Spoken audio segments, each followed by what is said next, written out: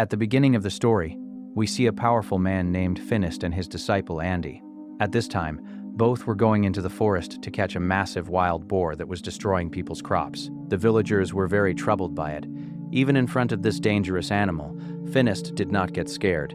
He said to Andy, "Everyone considers me a hero. If I don't control this boar, what respect will be left for me?" And he raised his weapon and attacked the boar. However, these small attacks had no effect on the boar. To help Finist, Andy also launched an attack with his weapon, but his weapon went into the boar's nose, and it woke up from its sleep. Now the boar became angry and moved toward Andy, but just then, Finist came in front of it to stop it. He applied all his strength, but he could not stop this powerful animal. With just a little bit of its strength, the boar tossed Finist into the air, and finally, he came down and fell right on top of the boar. To bring this boar under control, Andy threw a rope toward Finist. As soon as Finist caught the rope, this boar began to fly in the air. Finist tied the rope to both wings of this boar and its horn, which brought the boar under Finist's control, and Finist began to fly it according to his will. Soon, he flew it into the village. When the villagers saw that Finist was making such a large animal dance to his tunes, everyone began to cheer his name. Among these people is a witch named Baba Yaga. She said to Finist, "If you are so powerful, then prove it." A large stone in front of her house was blocking the water, so she challenged Finist to move the stone from there. Finist said that he had faced very big troubles, and the witch had given him this small challenge. He began telling stories of his bravery. Yaga said, "Until I see it with my own eyes, I won't believe it." Hearing this, everyone burst out laughing. Finist went home in anger. He was very angry at Yaga because now, instead of praising his bravery, people were making fun of him. Now he wanted to prove his strength to everyone so that people would praise him again. Andy suggested that there is a way to do this. The tower over there, it is believed that a monster has imprisoned a very beautiful girl there, and that girl is a princess. If you kill that monster and free the princess, your name will echo throughout the world. Finist decided that he would definitely fight this monster. As night fell, Finist and Andy set out toward that tower. Upon reaching there, he saw that some warriors had already come to defeat this monster. But those people had not come to become famous. They wanted to save the princess and marry her. They all asked Finist, "If we collectively defeat the monster, who will get the princess?" On this, Finist said, "I don't want this princess. I have just come here to earn a name." Separately, Finist told Andy that he wanted to kill that monster alone, therefore he would not wait for the morning. Saying this, he entered the tower through a window. Upon reaching there, Finist found that beautiful princess. She asked Finist, "Have you also come to die?" Finist said, "I have come to save you." Hearing this, the girl ran inside. To stop her, Finist grabbed her hand. The princess released her hand and went behind a pillar. Just then, a snake attacked Finist from behind. Finist began to fight this snake. Then Finist realized that this is no ordinary snake but the tail of the monster he had come here to fight. Seeing this, he first launched many attacks on the monster. But when no strike worked, Finist caught the monster's tail, that is, its snake-like mouth, in his hand and tried to rip the snake's mouth open with all his strength. But as soon as Finist opened its mouth with his hands, the snake spat in Finist's eyes, and now Finist could no longer see. He became blind. Even after becoming blind, Finist did not give up and found his weapon by feeling with his feet.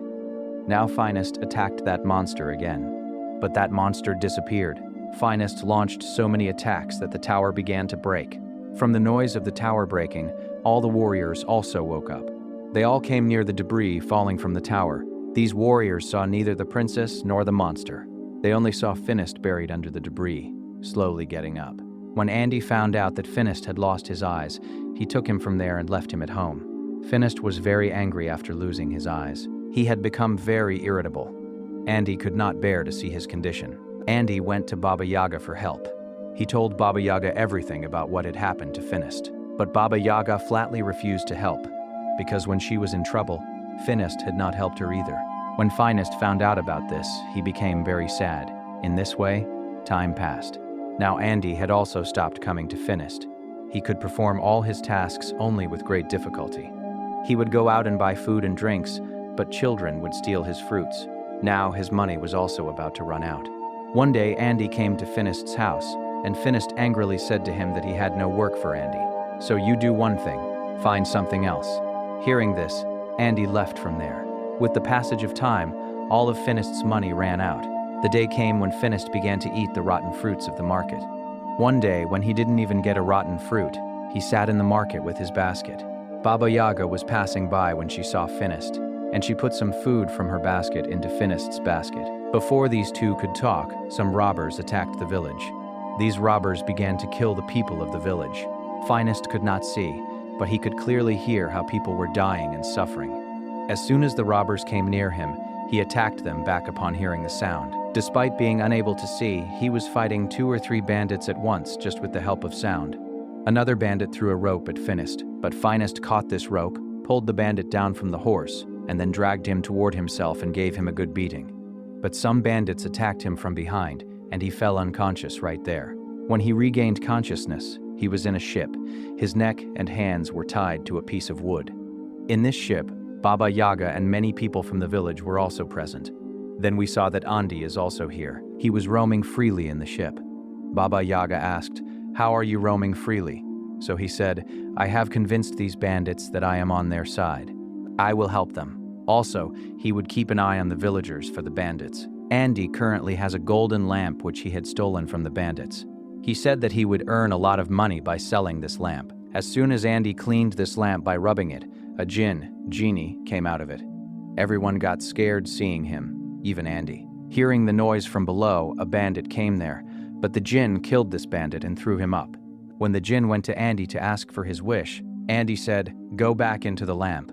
And that jinn went back into the lamp again.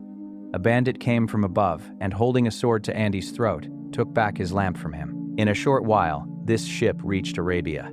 All the people brought from the village were stood up to be sold as slaves. A masked man came there, and he bought Finist, Baba Yaga, and Andy. He took them to his palace. Upon reaching there, everyone was surprised to see such a large palace. Robots were working in this palace, even though this is a very ancient time. Then that man removed the mask from his face. He said, "Don't be surprised. I am a scientist, and all these robots were made by me." This man said that he has made many more machines so that human work can become easy. Finist told this man his story, how he was a very powerful warrior before, and after becoming blind, his life became hell. The scientist said, "I have heard about you and Baba Yaga. This man buys slaves and sets them free." As it was time to eat, the scientist ordered food from his robots. Seeing this, everyone was very impressed. They all felt that this was some kind of magic, but the scientist stated that, "This is no magic or anything. I have been working on these for the past 500 years. Hearing this, Yaga was surprised and said, "How are you so young for 500 years? On this, the scientist said that he had prepared a chemical by drinking which people can remain young forever. Now he took the 3 of them to show his lab. Going there, Finist asked, "How did you prepare this chemical, and can my eyes also come back by drinking it?" The scientist said that it wouldn't be possible through that, but I have another thing. He put glasses on Finist, through which he could see everything again. The scientist believed that any miracle can be performed with the help of science, and those who use magic harm the world. And to finish these harmful things, he has made a machine. To prove his point, he took out that lamp which he had bought from the robbers. Yaga said that it could be dangerous, but the scientist did not stop. He rubbed the lamp and a jinn came out of it. He started his machine, which sucked the jinn inside it. After this, he said, "See, my invention finished the genie." That same night, the scientist found out that there is a monster on a nearby hill that is harming common men. The scientist said that it must be caught.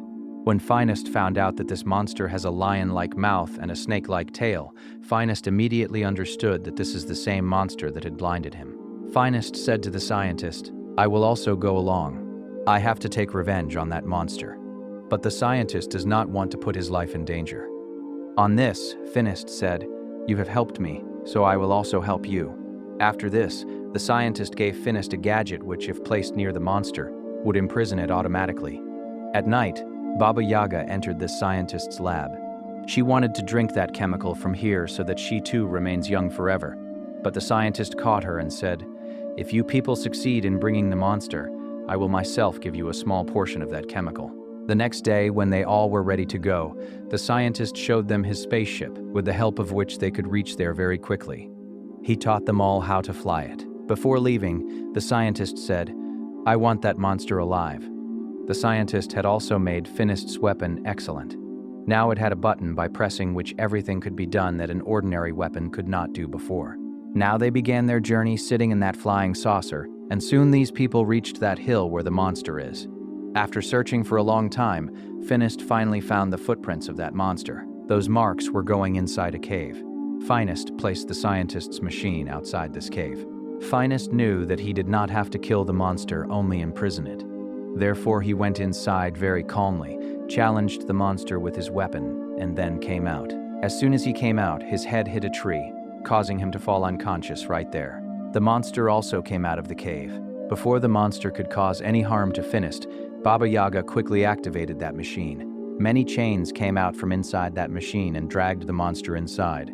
Then Yaga pressed the lever again, and the machine closed. In a short while, Finist also regained consciousness, and now they all together began the return journey. The journey was very long, therefore these people started resting midway at night. At night, Finist heard a girl's voice from the cage. He started to open the cage. Baba Yaga stopped him from doing so, but he did not stop. When the cage opened, the same princess was inside who had met Finist inside the tower. Baba Yaga said that it means this princess herself is that monster.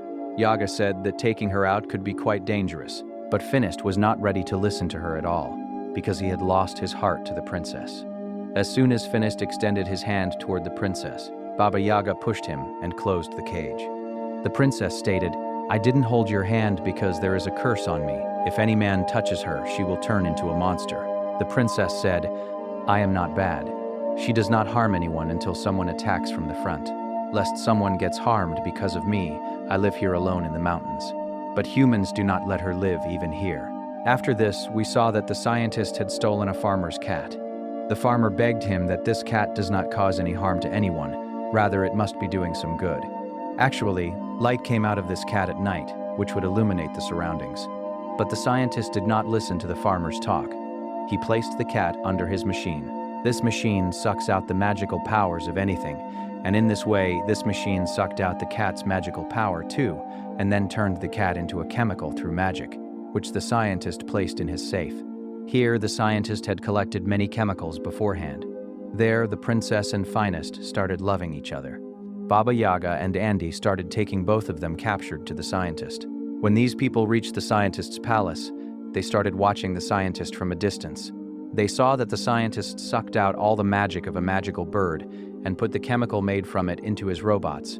This meant that these robots were running not with science, but with the help of magic. He is extracting these chemicals from all magical things. After this, Baba Yaga reached in front of him in great anger. She said, "You are a liar. These robots are not an invention, but puppets running on magic, which means your age has also been lengthened by magic, the magic that the scientist has achieved by killing innocent animals." Hearing this, the scientist got angry and said, "Whoever finds out my truth does not stay alive." After this, Baba Yaga and Andy started running from there in fear. Baba Yaga also freed Finist and the princess, because she knew that this scientist would do the same with this princess. The princess stated that she knows the scientist. He has been after her for a long time. Just then, the scientist also reached there. He gathered all his robots so that none of them could escape, and then began to suck the magic from inside the princess with his machine. Finist tried to save her, but he was tied up. He could not save her, but he grabbed the princess's hand so that she would turn into a monster. Upon becoming a monster, the princess broke her chains and fled from there. Finding the opportunity, Baba Yaga and Finist also escaped from there, but the scientist's men went after them. Baba Yaga used her magic to escape them. She threw watermelon seeds at them, which suddenly turned into watermelons. The scientist also took out his large robot. He could not leave Finist and Baba Yaga under any circumstances because they knew his truth. Andy explained to the scientist that the amount of magical chemical we have is enough, but the scientist did not agree. When that large turtle robot came out, the entire palace broke. The scientist was now chasing Finist and Yaga along with Andy, sitting inside this robot. Now he began to rain cannonballs on these two. Finist told Yaga, "You distract him, and I will try to climb on it and turn it upside down, because once this big turtle turns upside down, it won't be able to turn back up." As soon as that robot came in front of Yaga, the machine attached to it began to suck the magic inside Yaga. Due to this, Yaga started looking completely old. Seeing this, Finist felt a lot of pity. But while she was distracting the scientist, Finist climbed onto the turtle. When the scientist saw this, he spread the turtle's hands so that he could throw Finist down. Finist did not fall, but his glasses fell off. Now he could no longer see. As soon as Baba Yaga saw this, she began to help Finist. She began telling him how to fight, where to go. In the meantime, that princess, who had become a monster, arrived there. Seeing her, the scientist got scared. Meanwhile, Finist tied a chain around the turtle's neck and began to turn it upside down, after which all the magical chemical present inside the turtle began to fall down. The scientist tried to escape from there with his magical wings, but his magical wings did not work and he died by falling into that magical chemical below. Meanwhile, Finist had also fallen unconscious from exhaustion. The princess started crying, seeing him lying there because she was afraid that something might have happened to him. She had started loving Finist with a true heart. As soon as the princess's tears fell into Finist's eyes, he suddenly regained consciousness. Also, his sight had returned. Finist expressed his love to her and also promised to stay with the princess forever. But the princess said, "Due to my curse, I cannot stay with you." Finist became sad and returned to the village with his other companions. But even now, he was lost in the memory of the princess. When Baba Yaga was looking for a way to become young again, she also found the way to break the princess's curse. She went to Finist with joy and gave him this good news. She stated that this curse has been given to the princess deliberately. There is no fault of hers in it. And now their next task will be to break the princess's curse. But that will perhaps be shown in the next part of this movie, which has not come out yet.